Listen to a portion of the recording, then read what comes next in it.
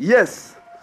Uganda kyonna ekyatuukawo mu celebrity be Uganda mukama yamanyi. Of course sijja kublaming aba celebrity bokka nti be babeera n'ebizibu n'abantu abalala balina ebizibu bingi mu relationship ez'enjawulo lwakuba tetubimanyi nga mukyala Ndagire bwe yagamba.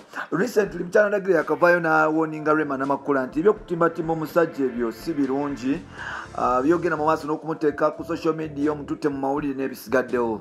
Wetwogerera Rema Namakula bafunye mu butakkanya ne Dr. Musa Ssebunya era boogenda ku Facebook page ye ebifaananyi byonna yabijjeeyo ne ku Instagram atandise okukola ekintu kyekimu yabijjeeyo olutalo lw'amaanyi oluliwo. Simanyi what is happening to our own celebrities abe Uganda engeri gye bakwatamu ebintu ya especially abalaga nti bali mu mukwano ogw'enjawulo. Recently twakalaba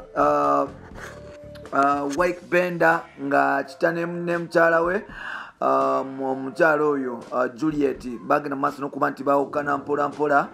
Still tulaba Momo 19 alina obuzibu ne Dax Cartel still bagala kukita. Tulaba Nina Rose ne Daddy Andre ababadde bakewasa mu COVID nabo ekintu kyabwe kitagala.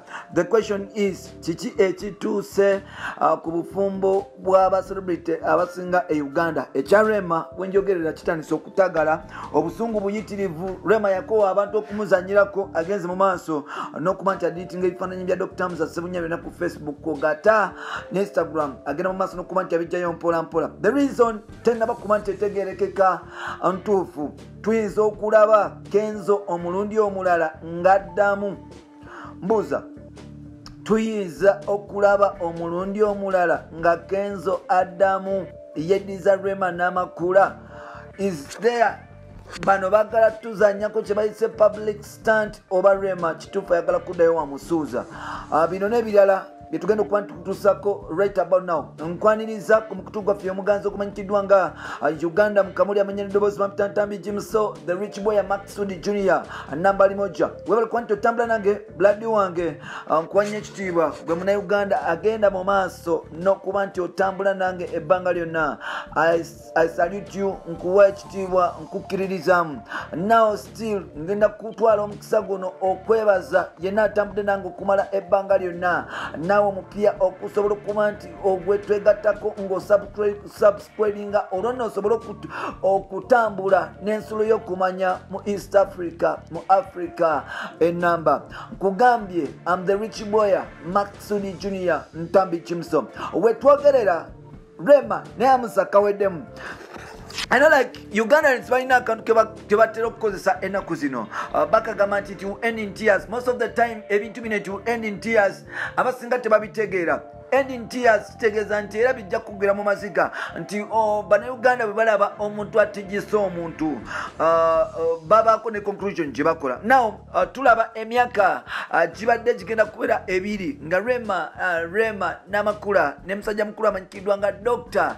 Hamza Ssebunya bali mu mukwano ogw'ekimemento, omukwano omukukuutivu era nga love ebadde egenda mu maaso n'okuba nti ebatinkula. Bagenda mu maaso n'okuba nti babikola, bagenda mu maaso n'okuba nti obaoliawo balaga ensinga we bagalana.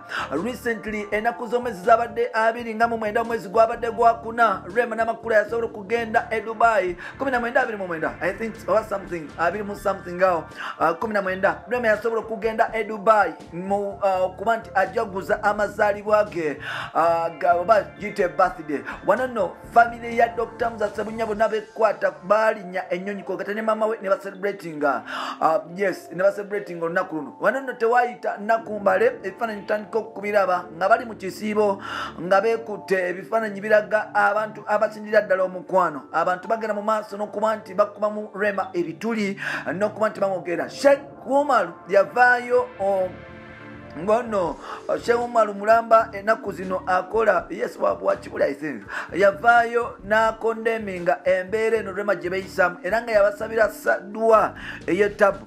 Wano nno tewayise ebbanga Rema Namakula oba oliawo kiteebereza okuba nti mbu yagenze mu maaso n'okuba nti afuna obutakkanya ne Dr. Musa oba naye ng'entabwe kigambibwa okuba nti mbu mbu tebinaba kakasibwa nti Rema jatandise okuba nti asuspectinga Dr. Muzo okuba nti ayenderanga oba oli yamukutte n'omukyalo omulala.